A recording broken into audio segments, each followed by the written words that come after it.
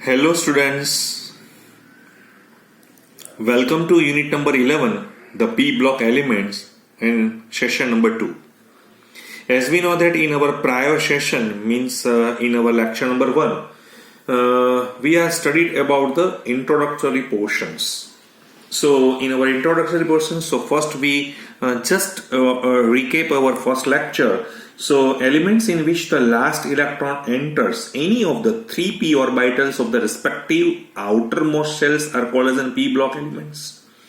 In these p block elements, we know that each p orbital accommodate 2 electrons. So all are there in 6 groups of p block, like group 13, 14, 15, 16, 17 and 18. And we know that boron, carbon, nitrogen, oxygen, fluorine and neon are the first member of this group. And their valence electronic configurations, which may be in a common way, we have to written ns2 np 1 to 6, where n is equal to means principal quantum number is from 2 to 6.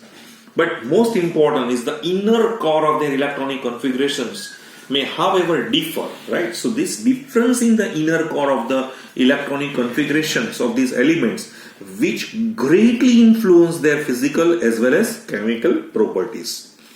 And then after, what is the oxidation state? So the maximum oxidation state of any p block elements is equal to the sum of the valence electrons, or sometimes we say that the group number minus 10.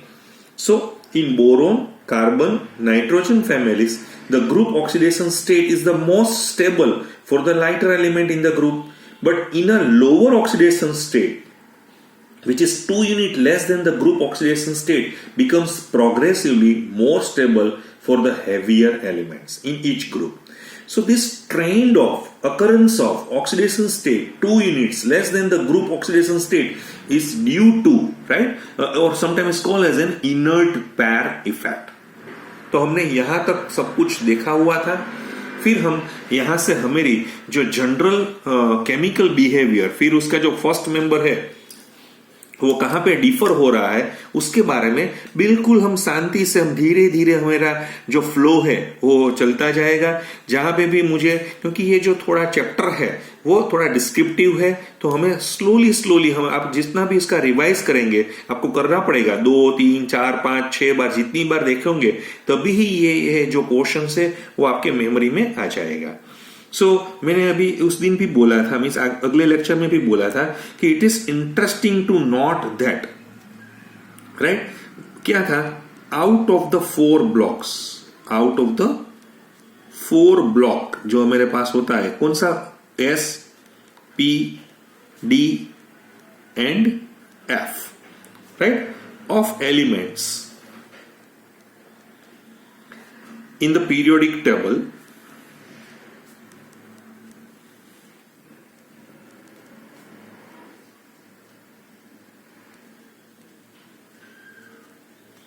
एक P block वाला ही एक ऐसा था, मैंने आपको बोला था लास्ट में, P block is the only one, एक ही एक ऐसा है, only one which contains both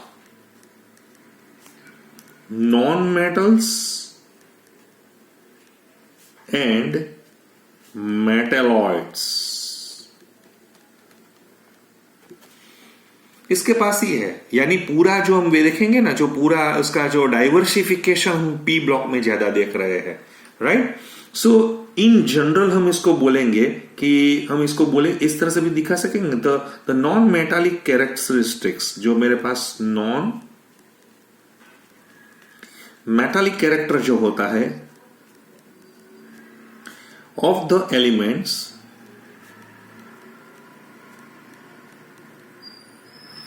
जैसे जैसे मैं डिक्रीज हो जाऊंगा ग्रुप में, right, so decreases down the group, वो तो हमें मालूम है, कोई भी ऐसा ही होगा कि मेटालिक कैरेक्टर इंक्रीज हो जाएगा, अगर नॉन मेटालिक है तो वो डिक्रीज हो जाएगा. सो इसका मतलब ये हुआ कि इनफैक्ट द हेवीएस्ट एलिमेंट, सो इसका मतलब ये हुआ ना कि इसमें जो हेवीएस्ट एलिमेंट जो भी होगा, heaviest element in each P block, जैसे मेरे पास ग्रुप 13 है, तो उसमें कौन सा हेवीएस्ट है? थेलियम। ग्रुप 14 में कौन सा है? लेड। ग्रुप 15 में कौन सा है? बिस्मथ। ग्रुप 16 में कौन सा है? Iodine, right. ग्रुप 17 में कौन सा है? सॉरी, ग्रुप 16 में कौन सा है? टेलिडियम। ग्रुप 17 में कौन है? आयोडीन। समझ में आ रहा है? तो जो भी पी ब्लॉक का जो ये है, is the most metallic in nature, is the most metallic in nature. जो नेचर में मोस्ट मेटालिक होता है वो यहां पे मुझे मिलेगा। क्लियर हो रहा है आपको फिर से? So this change from non metallic to metallic characteristics is responsible for diversity in chemistry of P block elements. देखिए, पी ब्लॉक में हम अपनी तरह से हम अपना जो दिमाग इस्तेमाल करेंगे, तो उसमें जो मैक्रो लेवल की जो बात मैंने समझाई थी, एक तो इनर कोर की इलेक्ट्रॉनिक कॉन्फ़िगरेशन से वो हर एक में अलग है, एक पॉइंट मैंने वो भी बताया था। दूसरा पॉइंट इनर्ट पेयर इफेक्ट का था, और तीसरा पॉइंट यहां पे भी हमें दिखाई दे रहा है कि ये जो non metallic to metallic character की जो डाइवर्सिटी है, वही इसके लिए रिस्पॉन्सिबल है पी ब्लॉक एलिमेंट्स के लिए। अभी मैं उसमें भी एक और बात यहां पे अपनी तरह से थोड़ा पॉइंट में अपनी तरह से भी जुड़ रहा हूं। नॉन मेटल्स जो भी होते हैं, आपको मालूम होगा, मैं थोड़ा शॉर्ट में भी लिखूंगा यहां पे। नॉन मेटल्स जो भी होते हैं, तो उसके पास क्या होता है? नॉन मेटल्स के पास क्या होता है? हायर आयोनाइजेशन एंथैल्पी होती है। आपको समझ में आ गया? जो भी नॉन हायर आयोनाइजेशन एंथैल्पी का मतलब यही हुआ ना कि उसमें से मुझे इलेक्ट्रॉन निकालने के लिए बहुत दिक्कत होगी, तो उसकी हायर आयोनाइजेशन एंथैल्पी की वजह क्या है? उसका स्मॉल एटॉमिक साइज होगा, राइट। और दूसरा इसमें आपको पता चलेगा, नॉन मेटल्स होते हैं ना, उसमें उसका हायर इलेक्ट्रोनेगेटिविटी भी होती है, इलेक्ट्रोनेगेटिविटी भी होती है, राइट। मेटल्स से नॉन मेटल्स की बात करेंगे तो नॉन मेटल्स हैव यहां पे मैं लिख देता हूं, have higher ionisation enthalpy and higher electronegatives than those of metals. Metal से तो ये ज्यादा ही होगी। So therefore in contrast to metals which readily form cations and non metals readily form anions, तो इसका मतलब ये हुआ ना कि जो मेटल्स होता है, मेटल्स तो वो क्या बनाएंगे? कैटायंस अच्छी तरह से, क्योंकि वो लूज करेंगे क्योंकि मेटालिक कैरेक्टरिस्टिक्स है। और जो नॉन मेटल्स की बात कर रहे हैं हम यहाँ पे, तो वो रेडिली फॉर्म्स क्या होगा? एनायन होगा।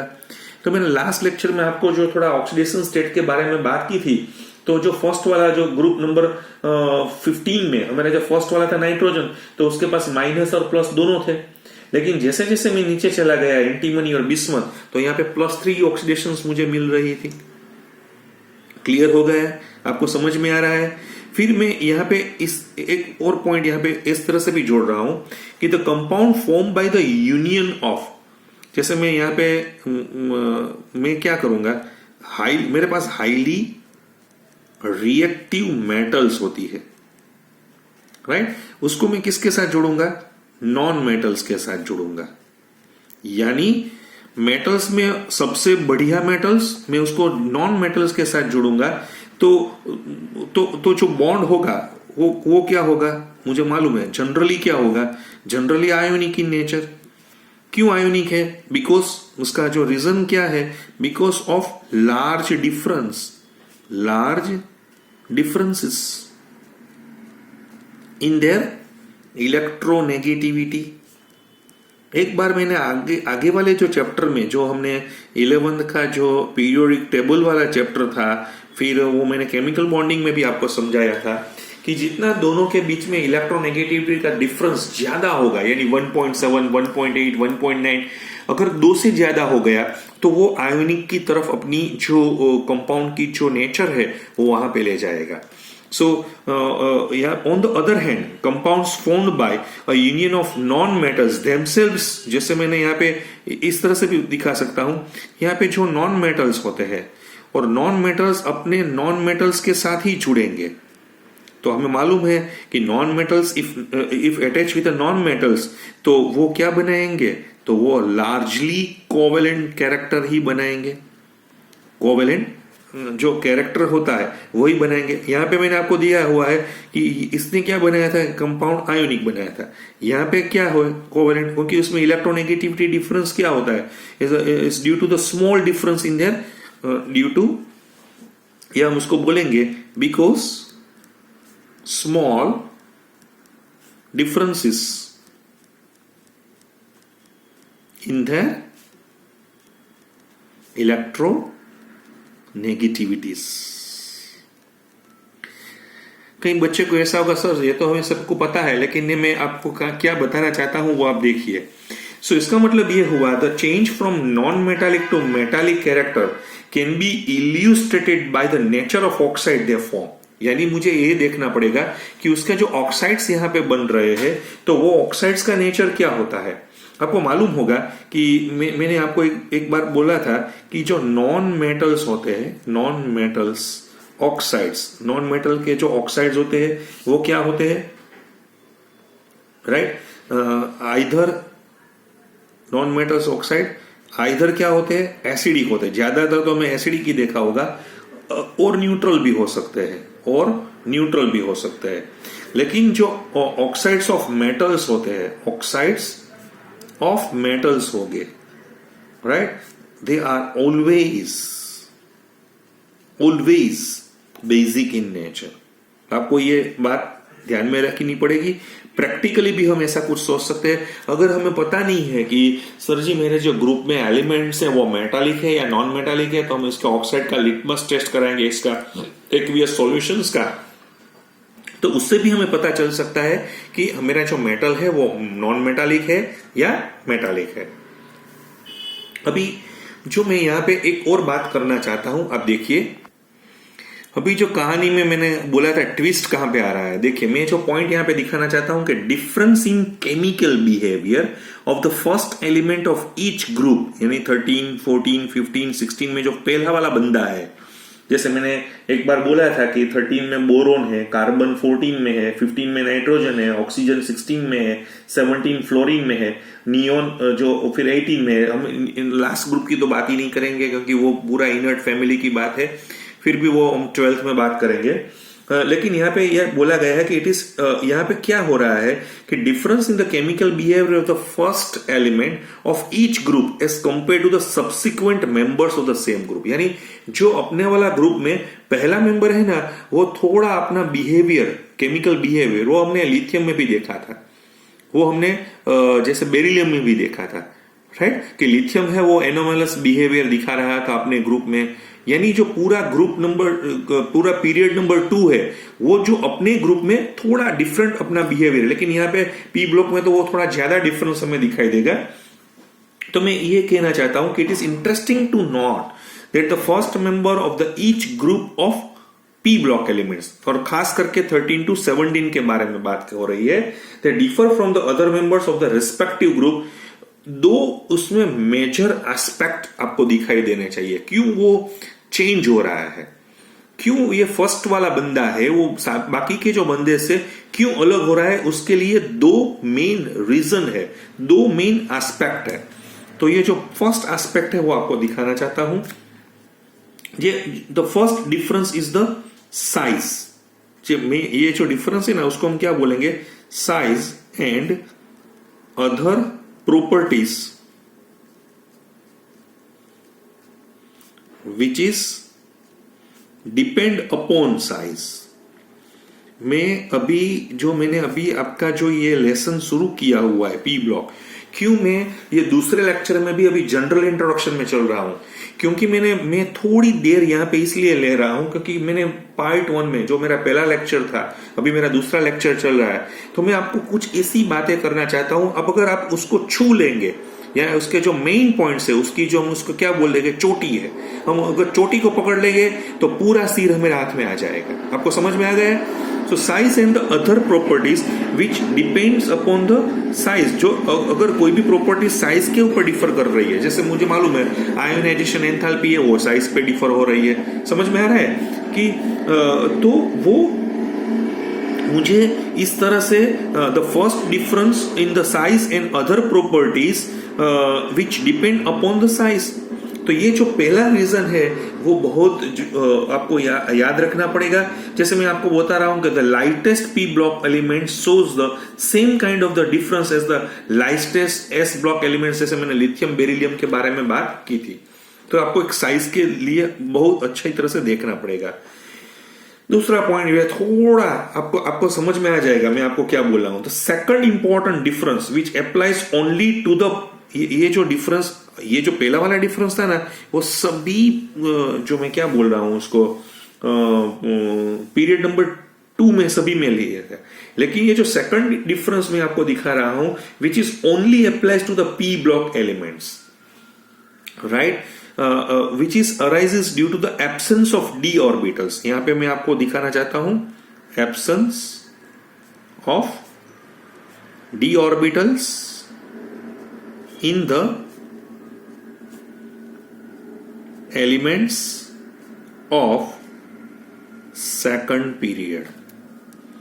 ये बहुत आपको सोचने पे मजबूर कर देगा। ये आपको समझ में आ गया, क्योंकि जो भी मेरे पास सेकंड में है, फिर से मैं आपको दिखाना चाहता हूं, boron, carbon, nitrogen, oxygen, fluorine, मैं 18 ग्रुप की खास करके बात नहीं करना चाहता हूं। ये सभी में डी ऑर्बिटल्स नहीं होती है, राइट। सो मैं आपको इस तरह से भी दिखाना चाहता हूं कि absence of D orbitals in the elements of the second period and the presence of D orbitals in the heavier elements, right, and the presence of d orbitals in the heavier elements। ये जो यहां पे है उसके लिए ये भी responsible है। दो है, एक साइज है और दूसरा डी ऑर्बिटल्स। यहां पे जो दोनों है, जो मैंने अभी आगे इनर्ट कोर इफेक्ट भी, इनर्ट पेयर इफेक्ट के बारे में बात की थी, आगे मैंने इनर कोर के बारे में बात की थी, सभी में ये जो रीजन आपको दिखाई देगा, यही रीजन आपको देखना पड़ेगा, राइट। जैसे मैंने आपको दिखाना चाहता हूं the first member of each group, जैसे मेरे पास, मैं आपको यहां पे दिखाना चाहता हूं the first member of each group, जैसे हर एक ग्रुप का जो पहला मेंबर है, right, means elements of second period की मैं बात कर रहा हूं। फिर से मैं यहां पे लिख रहा हूं सेकंड पीरियड की मैं बात कर रहा हूं, ताकि आपको पूरी तरह से मालूम हो जाए। तो उसके पास कितनी ऑर्बिटल्स होती है? तो उसके पास सिर्फ 4 ही ऑर्बिटल्स होती है। कौन सी? तो कि एक 1 है वो 2s वाली है, और बाकी की जो 3 है वो 2p ऑर्बिटल्स होती है। यानी उसके पास 4 ही ऑर्बिटल होती है। In the valence shell for bonding, उसको बॉन्डिंग के लिए has 4 orbitals in the valence shell for bonding, right. तो इसका मतलब क्या हुआ कि they accommodate at the maximum 4 pairs of the 8 electrons। so, उसका मतलब यह हुआ ना, hence can accommodate at the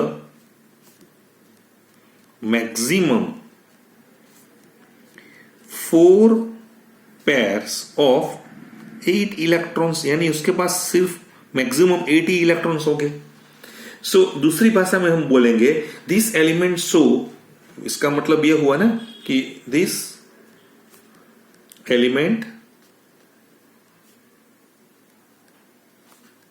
shows a maximum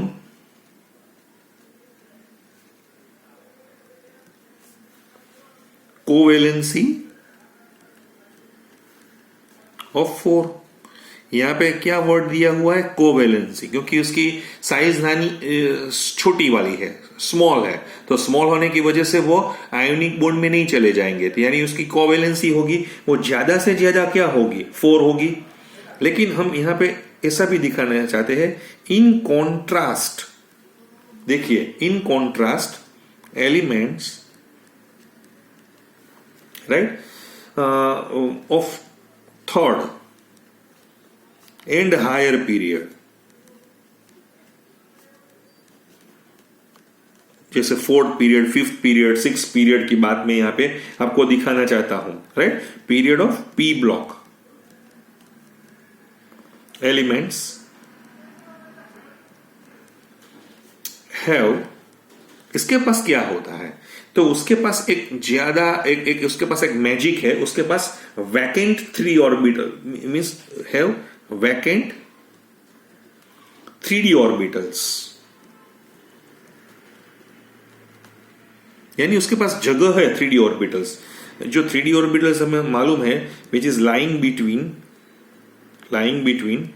3p and 4s के बीच में होती है। लेवल्स ऑफ एनर्जी, यानी एनर्जी में ये दोनों के बीच में होती है। सो यूजिंग दिस, सो इसका मतलब ये हुआ ना कि यूजिंग दिस d ऑर्बिटल्स,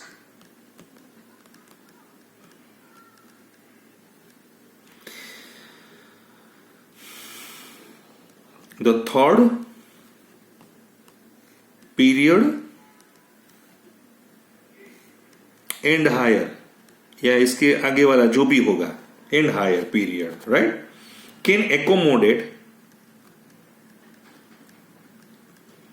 तो इसका मतलब उसको एकोमोडेट होने के लिए ज्यादा जगह मिल रही है। So can accommodate more electrons,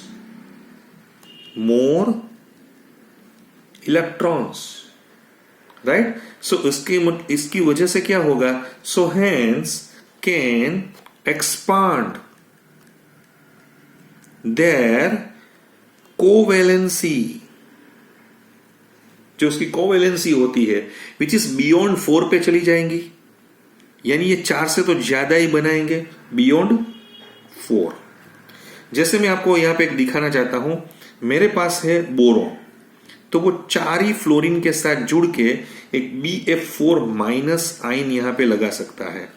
लेकिन जो एल्यूमिनियम है AlF6 -3 पे चला जा रहा है, क्योंकि एल्यूमिनियम के पास d ऑर्बिटल्स अवेलेबल है, यानी वो 6 तक उसकी कोवेलेंसी को उसने एक्सपांड किया हुआ है। ये बिल्कुल 4 के पास रुका हुआ है। आपने ये पढ़ा होगा, आपने I think so standard 10th में भी पढ़ा होगा, Na3AlF6 करके एक कंपाउंड है जिसको हम क्रायोलाइट बोलते हैं, which is used in Hall Heroult process. The process is used is an electrolysis process for the aluminium production, right? तो वहां पे आपने देखा होगा। तो लेकिन इसमें कोवेलेंसी क्या है? 6 है। ये इसकी फैमिली, इसकी बोरोन की क्या है? तो कि 4 है। तो हम नटसेल में बोलेंगे तो मैंने 2 फैक्टर्स आपको बताए थे, तो इसका मैं कुछ इस तरह से भी दिखा सकता हूं ना। द कंबाइंड इफेक्ट, अभी दोनों को मैं दोनों इफेक्ट में कंबाइन करूंगा। द कंबाइंड इफेक्ट ऑफ क्या होगा? साइज। और दूसरा क्या है? तो कि दूसरा है उसकी availability of d orbitals, right? उससे क्या होगा? विच इज ग्रेटली अफेक्ट्स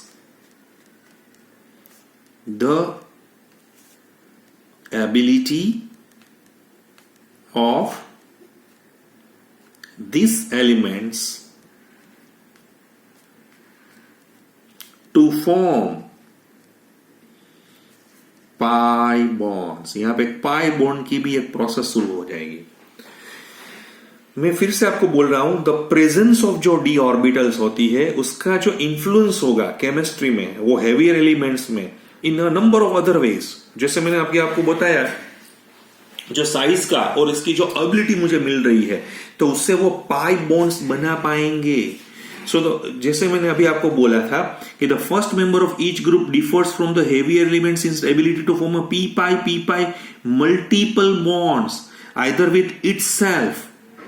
मैं क्या बोल रहा हूं? फिर से आप देखिए, मैं आपको ऐसा दिखा रहा हूं। जो फर्स्ट मेंबर था, the first member, right, first member from the each group, right, differs from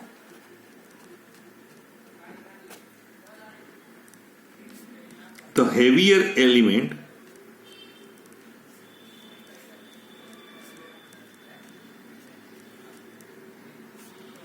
in its ability to form p pi यानी p की पाई जो मल्टीपल बॉन्ड्स जो बनाते हैं,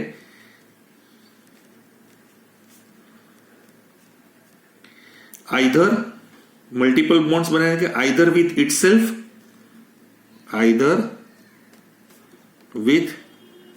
इटसेल्फ, अपने साथ खुद के साथ वो बनाएंगे, और विथ द अदर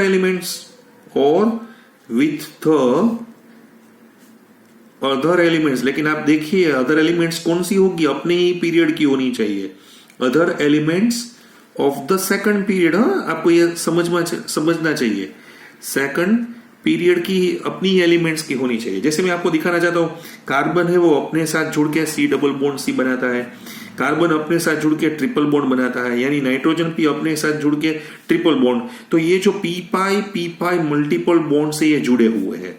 उसी तरह से जो नेक्स्ट मींस कार्बन ऑक्सीजन के साथ भी जुड़ सकता है, इस तरह से कार्बन नाइट्रोजन के साथ भी जुड़ सकता है, नाइट्रोजन ऑक्सीजन के साथ भी जुड़ सकता है, कार्बन नाइट्रोजन के साथ ट्रिपल बॉन्ड बनाएगा। तो यहां पे भी आपको दिखाई देगा उसको p पाई ही है, क्योंकि ये सेम मेरा जो पीरियड है उसी में चल रहा है, right. So this type of pi bonding is however not strong in case of heavier p block elements, right. This type of the pi bonding is not that much strong, जैसे हमने heavier p block elements में देखेंगे। अभी मैं जो heavier के बाद मैं बात करूंगा, तो heavier elements also form the heavier elements also form pi bonds, but ये pi bond तो बनाते ही है, right? But this involves, ये क्या इन्वॉल्व कर रहे हैं, d ऑर्बिटल्स इसमें इन्वॉल्व कर रहे हैं, क्योंकि उसके पास d अवेलेबल है, वैकेंट d ऑर्बिटल्स इसके पास अवेलेबल है। यानी मैं आपको यहाँ पे ऐसा देना चाहता हूं, ये d पाई p पाई भी बना सकते हैं और d पाई भी बना सकते हैं। देखिए बच्चों, एनटीए में इसी तरह के कहीं क्वेश्चंस पूछे गए हैं कि how many p pi bonds or p d pi bonds or d pi bonds are found in this molecule। इस तरह से कुछ क्वेश्चंस, काफी क्वेश्चंस यहाँ पे पूछे जा रहे हैं। आपको समझ में आ गया होगा कि आपको फ्यूचर में, आपने एक S ब्लॉक पढ़ लिया है, अभी P ब्लॉक हमारा कंटिन्यू है, फ्यूचर में D भी पढ़ेंगे, F में पढ़ेंगे, लेकिन ये चारों ब्लॉक में से एक ही ब्लॉक P वाला है, वो थोड़ा टेढ़ा है। टेढ़ा होने की वजह भी मैंने आपको बताई है। अगर ये वजह आप पकड़ लेंगे, अगर आप उसको पूरा उसका पोस्टमार्टम कर देंगे, तो आपके पास आंसर बिल्कुल अच्छी तरह से, सही तरह से आपके पास पहुंच जाएगा। तो आपको समझ में आ गया, d orbitals are of higher energy than p orbitals. तो उसका मतलब क्या हुआ, जो मुझे मालूम है कि जो d ऑर्बिटल्स होती है उसकी जो एनर्जी होती है, राइट, वो ज्यादा होती है किससे, p ऑर्बिटल से, तो ज्यादा उसकी एनर्जी होती है। ओके, फिर से मैं आपको, सो उसका मतलब ये हुआ कि contribute less towards to the overall stability of the molecule as compare to the p pi bonding between the elements of the second period. यानी आपको समझ में आ गया कि ये जो बॉन्ड है वो इतना बढ़िया नहीं होगा, फिर भी बन रहा है। मैं आपको ऐसा नहीं कह रहा हूं कि यहाँ पे नहीं बन रहा है, समझ में आ गया। फिर से मैं आपको दिखाना चाहता हूं कि जो d ऑर्बिटल्स होती है उसकी हायर एनर्जी की वजह से वो p ऑर्बिटल्स की के सामने they contribute less towards to the overall stability of the molecule compared to the p pi bonding between elements of the second period. But at the same time, such type of bonding may increase the coordination number in the species of heavier elements. जैसे मैं एक आपको example देना चाहता हूं, मैं आपको यहाँ पे एक एग्जांपल दूंगा ना, तो आपको बिल्कुल अच्छी तरह से समझ में आ जाएगा। मेरे पास NO3-1 है, नाइट्रेट जिसको हम बोलेंगे, राइट, जिसमें मैंने आपको दिखाया जिसमें जो नाइट्रोजन है मेरा, वो क्या यूज कर रहा है, तो उसके पास 1 p ऑर्बिटल है, उसके पास p ऑर्बिटल है फॉर पाई बॉन्डिंग के लिए। उसके पास एक ही है ना, इसके पास तो d अवेलेबल ही नहीं है। लेकिन इसके बिल्कुल नीचे एक कंपाउंड है PO4-3, तो उसमें जो फॉस्फोरस है तो वो अपना एक जो d ऑर्बिटल है, 1d ऑर्बिटल्स है, राइट, वो डीपाई पीपाई बॉन्ड को बनाने के लिए डीपाई पीपाई बॉन्ड बनाएगा विथ क्या, कहां पे, ऑक्सीजन के साथ बनाएगा। किस तरह से बनाएगा वो तो हम डिटेल में देखेंगे। समझ में आ रहा है मैं आपको क्या समझा रहा हूं? मैं फिर से आपको दिखाना चाहता हूं कि ये जो नाइट्रोजन है और ये फास्फोरस है, दोनों का उसमें ऑक्सीडेशन स्टेट क्या है, +5 ही है। देखिए इसमें ऑक्सीडेशन स्टेट +5 है, इसका भी +5 है। But in the case of both nitrogen and phosphorus both form oxo anions, जैसे नाइट्रेट में दिखाया, यहाँ पे दिखाया, तो इसमें नाइट्रोजन का पीपाई पीपाई बॉन्ड होगा, लेकिन यहाँ पे डीपाई पीपाई बॉन्ड भी यहाँ पे वो ऑक्सीजन के साथ दिखा रहा है। तो आपको समझ में आ गया होगा कि किस तरह से in this unit. So we will discuss, अभी हम नेक्स्ट जो मेरा लेक्चर है वहां से हम अपना जो ग्रुप 13 जो बोरोन फैमिली है उसकी हम शुरुआत करेंगे। तो ये 2 लेक्चर्स मैंने आपके पास जो शेयर किए हैं वो बिल्कुल आपको पूरा उसका कॉन्सेप्ट समझ में आ जाए, आप कहां पे रुकेंगे, कहां पे उसका जो हम अटैक करेंगे, तो अभी आपको समझ में आ गया होगा। Thank you very much.